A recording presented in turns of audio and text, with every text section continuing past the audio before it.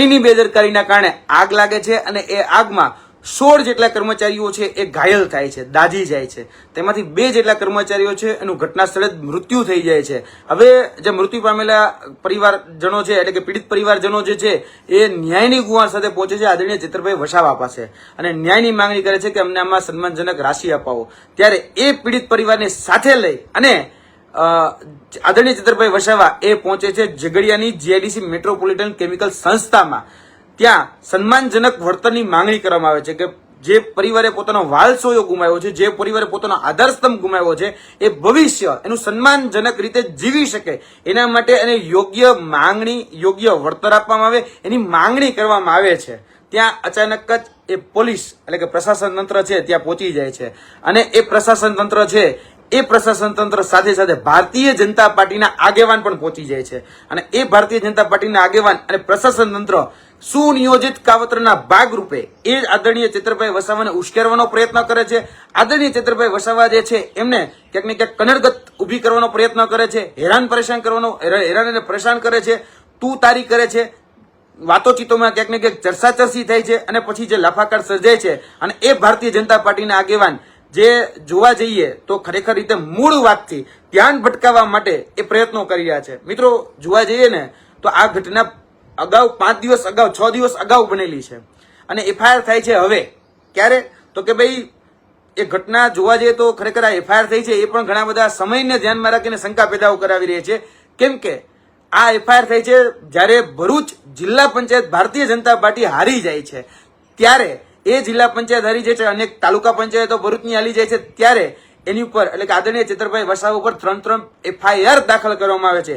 આ રાજકીય કિન્નાખોરી છે, આ રાગ દ્વેષ અને પૂર્વાગ્રહ સાથે થયેલો સુનિયોજિત કાવતરું છે આદરણીય ચેતરભાઈ વસાવાને ફસાવવા માટેનું.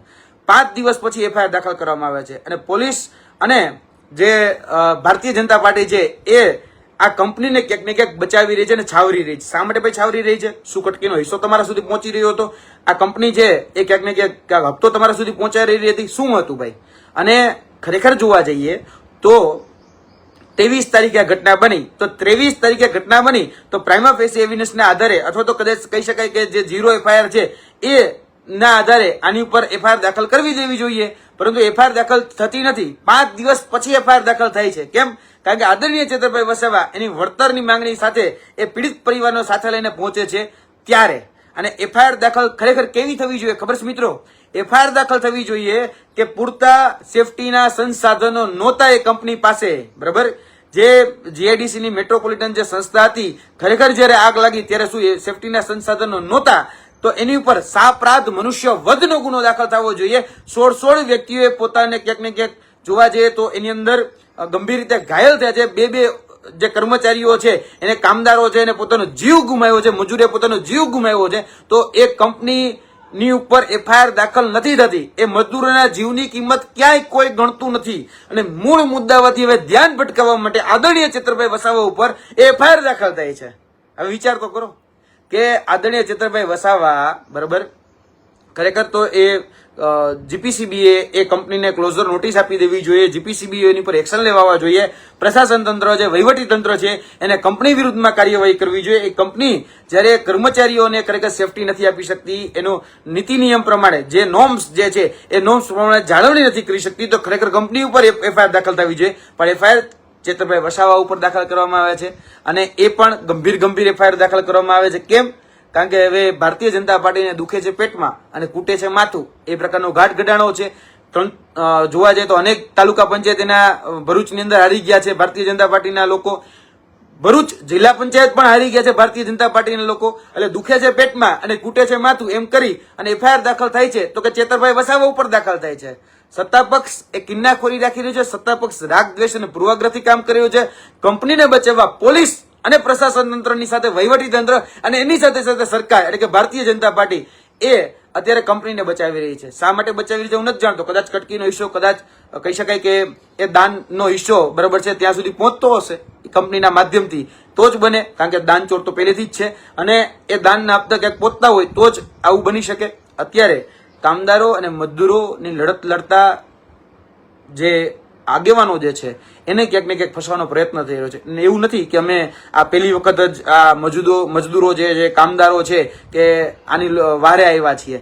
ભૂતકાળમાં પણ કંપનીઓમાં જ્યાં અન્યાય થયો છે, એ પંચમહાલની કંપની હોય ત્યારે પણ અમે ઉભા છીએ, ક્વાંટની કંપની હોય ત્યારે પણ ઉભા છીએ, દધેજ હોય કે પછી વાલિયા હોય, ઝઘડિયા હોય, અંકલેશ્વર હોય, આ બધી જ કંપનીઓની અંદર જ્યારે અન્યાય થયો છે, અત્યાચાર થયો છે, ત્યારે અમે ખભોથી ખભો મિલાવી અને કામદારો અને મજદૂરોની સાથે ખભેથી ખભો મિલાવીને ઉભા છીએ. અત્યારે વર્તમાનમાં જોવા જઈએ તો મૂળ ઘટના જે છે એનાથી ધ્યાન ભટકાવવા માટે પોલીસ અને સરકાર એ બંને સાથે મિલીભગત રચી અને ક્યાંક ને ક્યાંક આદરણીય ચેતરભાઈ વસાવાને પ્રયત્ન કરી રહ્યા છે. પણ યાદ રાખજો, અમે બહુ સ્પષ્ટપણે કહીએ છીએ કે આદરણીય ચેતરભાઈ વસાવા એકલા નથી. અમે ખભોથી ખભો મિલાવીને એની સાથે ઉભા છીએ અને જો જરૂર પડી તો ભવિષ્યમાં ગુજરાતની અંદર જેટલી પણ કંપનીઓ છે એના કામદારો, એના મજદૂરો, એના મજૂરો એને સાથે લઈ અને અમારે જેલ ભરો આંદોલન પણ કરવું પડ્યું તો એની પણ અમારી સંપૂર્ણ તૈયારી છે. એટલે તમે એવું ન સમજતા કે તમે કોઈ એક વ્યક્તિને દબાવી દેશો કે ફસાવી દેશો અને તમે જેલમાં નાખી દેશો તો આ બધું જ બંધ થઈ જશે. નહીં. જ્યારે પણ શોષણ થશે, જ્યારે પણ દોહન થશે, જ્યારે વંચિતોનો હક અધિકાર ઉપર તડપ આ ભારતીય જનતા પાર્ટી મારશે, ત્યારે અમે આ લડાઈ લડીશું અને મક્કમતાપૂર્વક લડીશું. અમે કોઈ જેલથી ડરવા વાળા લોકો નથી. અમે ભારતીય જનતા પાર્ટીથી પણ ડરવા વાળા લોકો નથી. જ્યારે પણ અન્યાય અને અત્યાચાર થશે ત્યારે અમે આંખમાં આંખ નાખીને વાત કરવાવાળા લોકો છીએ. જે લોકો જે ભાષામાં સમજે છે એની ભાષામાં જવાબ આપીશું. જે લોકો કાવતરા કરે છે, જે લોકો અત્યારે ષડયંત્રો રચે છે એક વ્યક્તિને ફસાવવા માટે, જે મિલ મજદૂરના જે કર્મચારીઓ છે એને ક્યાંક ને ક્યાંક અવાજ દબાવવાનો જે પ્રયત્ન થાય છે, તો યાદ રાખજો, તમારે પહેલી જવાબદારી હતી કે 23 તારીખના જે ઘટના ઘટી ત્યારે એ કંપની ઉપર એફઆઈઆર કરવાની. કેમ? કારણ કે કંપની પાસે પૂરતા સંસાધનો નહોતા, કંપની પાસે ફાયર સેફટીના સંસાધનો નહોતા, ત્યારે જ આ ઘટના કદાચ આ ઘટના બની છે. અને ઘટના બની છે તો ઘણા લોકોએ પોતાના વાલ સોયો ગુમાવ્યો છે, ઘણા લોકો અત્યારે હોસ્પિટલાઇઝ છે. ત્યારે પ્રાઇમા ફેસી રીતે જોવા જઈએ તો પ્રાઇમા ફેસી એવિડન્સ ભેગા કરી અને કંપની પર સાપરાધ મનુષ્ય વધ ની કલમ દાખલ થવી જોઈએ. કારણ કે તમે એ લોકોને અત્યારે જે રીતે બચાવવા નીકળ્યા છો, જો ખરેખર એને છાવરતા ન હોત તો તમે એની પર સાપરાધ મનુષ્ય વધની કલમ દાખલ કરી અને એની પર ગુનો દાખલ કર્યો હોત. બરાબર? સામાન્ય જનતાના નેતાનું કામ છે, જેને જન નેતા કહેવાય, અને સામાન્ય જનતાના પીડામાં ઉભું રહેવાનું કામ હોય છે. અને ચેતરભાઈ વસાવા એ જન નેતા છે અને સામાન્ય જનતાના પ્રશ્ને એ ઉભા હતા, એનો બચાવવાનો પ્રયત્ન કરી રહ્યા હતા. એ જે પણ પીડિતો, વંચિતો, શોષિતો જ્યાં પહોંચ્યા છે એની સાથે ખભોથી ખભો મિલાવીને ન્યાય અપાવવાનું કામ કરતા હતા. ભારતીય જનતા પાર્ટીના એક પણ નેતામાં એવી તાકાત નથી કે કંપનીના જે મિલ મજદૂરના જે લોકો છે કે એના બાળકો છે એના વારે આવીને ઉભા રહે. આજે એક વ્યક્તિ ઉભો છે તો ત્યારે એને તમે ફસાવવાનો પ્રયત્ન કરી રહ્યા છો. ત્યારે તમારા પેટમાં તેલ રેડાડું છે. અમે ભરૂચ જિલ્લા પંચાયત હારી ગયા છો, તાલુકા પંચાયત અનેક હારી ગયા છો, 500 તાલુકા પંચાયતો હારી ગયા છો, ત્યારે તમારા પેટમાં તેલ રેડાણું છે અને તમે કિન્નાખોરી રાખી અને આજે પ્રયત્ન કરી રહ્યા છો આમ આદમી પાર્ટીના આદરણીય ચેતરભાઈ વસાવાને ફસાવવાનો. તો યાદ રાખજો કે એ એકલા નથી, અમે એની સાથે છીએ અને ખભોથી ખભો મિલાવીની સાથે છે. જેલમાં જવું પડે તો જેલમાં જવું મંજૂર છે, જેલમાં જવાથી કોઈ ડરતું નથી. પણ એ આગેવાન, એ ભારતીય જનતા પાર્ટીનો આગેવાન હતો, જે લાફાકાંડની અંદર હતો, તે એ બધું જ આખું જગ જાણે છે, છતાં પણ આજે કોઈ દેખાડતું નથી. એ ભારતીય જનતા પાર્ટીના આગેવાનો આજે કંપની સુધી પહોંચ્યા. એ પોલીસ અચાનક જ એ કંપની સુધી પહોંચી અને એ કંપની વાળાને બચાવવાના કાવતરાઓ એક પોલીસ અને ભારતીય જનતા પાર્ટીના આગેવાન એ બંને સાથે મળીને કરી રહ્યા હતા. એટલે તમે એમ ન સમજતા કે અમને કઈ ખબર નથી. તમે મૂળ વાતથી જે ધ્યાન ભટકાવવાનું કાર્ય કરી રહ્યા છો એ ક્યારે પણ શક્ય નહીં બને.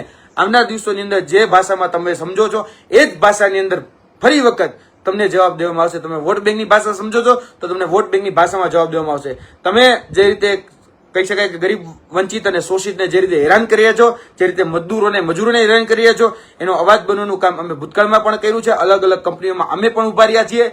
બરાબર? એક ખેડ બ્રહ્માની કંપની, પોશીનાની કંપની હોય તો પણ અમે ઉભા રહ્યા છીએ. અને એ ગાંધીનગરમાં જ્યારે કંપનીઓ દ્વારા એ શોષણ કરે છે ત્યારે અમે ઉભા રહ્યા છીએ. અંકલેશ્વર હોય, ભરૂચ હોય, જ્યાં પણ ઉભું રહેવાની જરૂર પડે ત્યારે અમે ઉભા છીએ. અને કંપનીના જે મિલ મજદૂરો. નમસ્તે મિત્રો, હું છું ચાંદની પરમાર. આપની મનપસંદ ચેનલ એટલે કે દીવ મિરર ન્યૂઝ ચેનલને લાઈક કરો, શેર કરો અને ફોલો કરો.